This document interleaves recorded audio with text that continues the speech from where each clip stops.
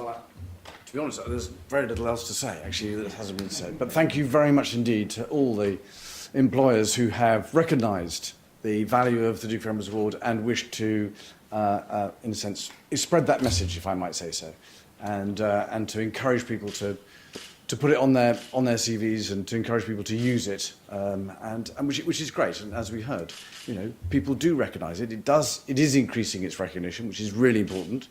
And you were talking about extracurricular and how important that is. You know, that actually it's just as important what young people do outside the classroom as what happens inside the classroom.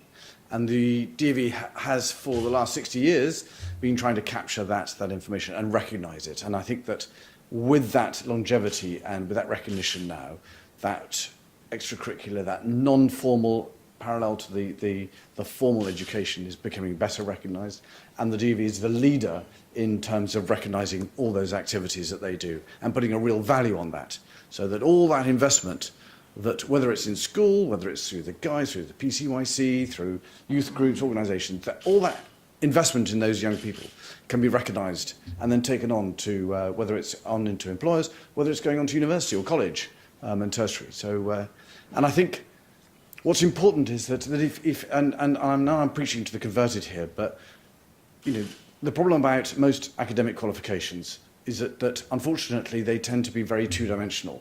You're never going to have very much of a conversation about somebody's academic qualifications, or not lasting more than about 20 seconds. But when you start seeing those other qualifications, especially the DAV, that's when somebody turns into a three-dimensional character, because that's when there are things that they can talk about. That's when you discover what their passions are. That's when you discover where their purpose comes from, and actually where their place in the world. And you've recognised that, and I hope you'll go on and spread that message to others as well in the future.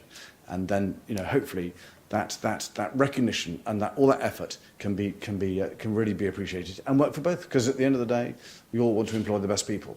Just how do we find them? And here's one way of being able to identify them. Thank you very much indeed.